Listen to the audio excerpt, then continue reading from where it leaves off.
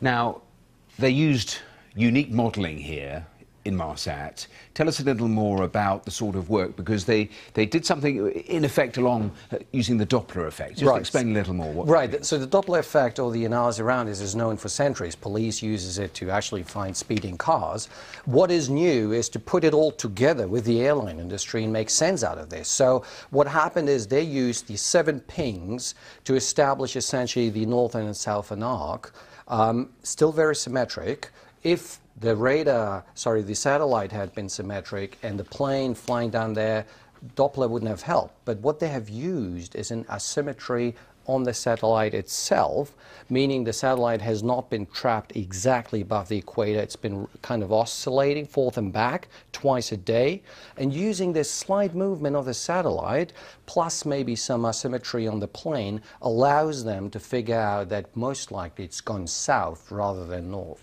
When you look at the maps and the graphics that show a search area box, I mean, it doesn't give you any sort of idea of the scale. You're talking about the size of Alaska, searching in really hostile conditions. In terms of finding those black boxes, just how problematic is that, do you think? It's very complex. So Air France, we knew where it had gone down. It still took us 2 years to get to the black box. Here we don't know where it's gone down exactly. We're modeling this. They're modeling it with a lot of data. We're running out of time for the acoustic ping, which is being sent out by the black box. So once you're past that, and you clearly were in the Air France incident and crash, what happens then in terms of searching? So then you need to use sonar radar scanning the ground of the ocean. So you can only do that with a submarine or small kind of autonomous vehicles in the water. And just the obstacles of that, just outline for us that. So the problem here is that the ocean might be really deep, so you need to have very good equipment which can go sufficiently deep. What they do is, like a bat, that would send an acoustic signal to get reflected off the ocean. If the ocean is very soft, nothing down there, they just pass on. If there's a hard response, they know there's an object down there, they would stop and start searching in that area. Just a final quick question. Do you think after this there are going to have to be changes in aviation in terms of communications, basic communications with aircraft, like we see with ships? We always know where every ship is on the globe. Not so in aviation. Very good question. In fact, after the Air France crash, there actually have been a few recommendations. I presume to change an entire airline industry is very costly. So they need to come, with financial terms to figure out whether it's worth doing it. But to actually have a plane being tracked every second, every 5 seconds and 10 seconds is not a big deal. And even the price plans which Inmarsat offers allows you to do that as a very cost-efficient type of approach. Okay, Mischa Dohler, thank you very much for coming in to talk to us. Thank you. You're a communications expert as well, which, as I mentioned, Mischa. Many people contacting us saying, even when you're on a plane, you can put your mobile phone onto aeroplane setting, and therefore it is traceable.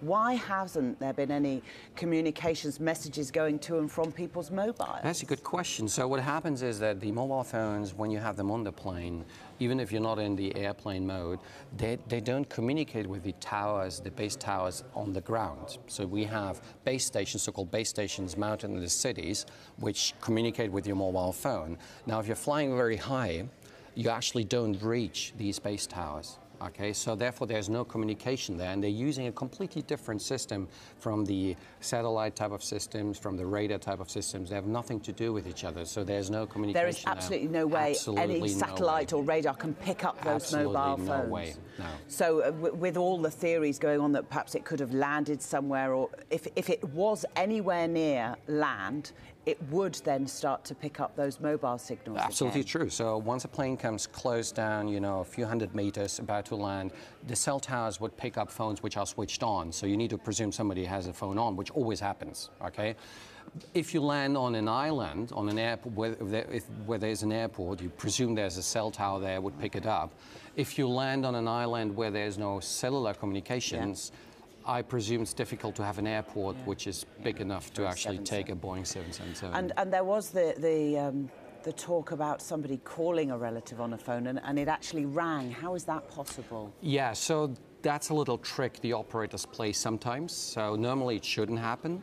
But what they do is instead of you waiting for the phone to answer... To see if it picks it up. Yeah, so we call that the paging process. Whilst we search for the phone where it is, the other end, we play in some ringing music, okay? So the person had the feeling the phone was ringing. In reality, it didn't. One more thing to ask you before I let you go, Mischa. The black box, why is that not transmitting anything? It is transmitting, so if a crash happened, it starts transmitting. If a crash happens on land, it transmits an RF signal, which we can pick up. Yeah. It has quite a good range. If it crashes in water, water comes in, it would enable another type of beacon to be emitted, which is an acoustic signal, okay, which travels much easier in water. But it has a limited range and it has a limited lifetime. So we have 30 days now to find the plane in water. Mischa, thank you very much for taking us through all of that. Mischa Dohler from King's College, thank you. Great pleasure, thank you. Well, it's now more than 10 days since Malaysian Airlines flight MH370 went missing, but the investigation seems to be no closer to understanding exactly what happened. And that has left questions to mount up. So let's try to get to the bottom of at least some of them with Alistair Rosenshine, a former British Airways pilot, Mischa Dohler, Professor in Wireless Communications at King's College London. Also push you on another point, and that is the possibility that it could have been flown to a remote area in Afghanistan, in Pakistan, which isn't under a government control, but nevertheless has got a lot of satellite detection, very militarized area as far as the US defences are concerned. Would that be possible? Very unlikely. So really, to fly over these very strategic geographic areas and to be undetected, I completely concur with that. It's like almost impossible. I would say really impossible. Somebody would have picked it up, the Chinese, the Russians, somebody on the way. It looks more likely to me it's gone either in the ocean or somewhere south. To land on an island, yes, it could have happened.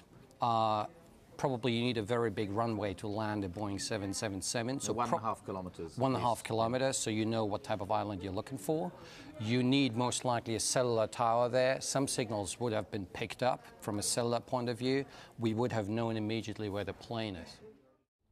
So joining me now is Mischa Dohler, Professor of Wireless Communications from King's College London. Thanks for speaking to us. Regardless of which of these two arcs, we speak about the two corridors, the two possible paths that the plane would have taken, regardless of which one it would have found itself traveling across, both of those areas are heavily militarized. Is it surprising that it didn't arouse more attention despite the systems being shut down? Yes, so the northern area is definitely strategically really militarized, so I would say they probably should have picked it up, unless the plane was flying very low, so you can literally kind of fly below the radar, but the military radar is very capable, so they should have picked it up. So I suspect it's probably rather than the southern hemispheres or along the equator and the southern side, where there's not so much radar coverage really. Mischa, what do you make of the pace of the investigation so far? Well, it's probably been slow, but I presume they're holding back a lot of data because it's difficult to analyze technical data. So the data is not coming in a clear format saying the plane is here or there. They're kind of using, field strength, physical data now to kind of do some calculus and figure out where the plane could be.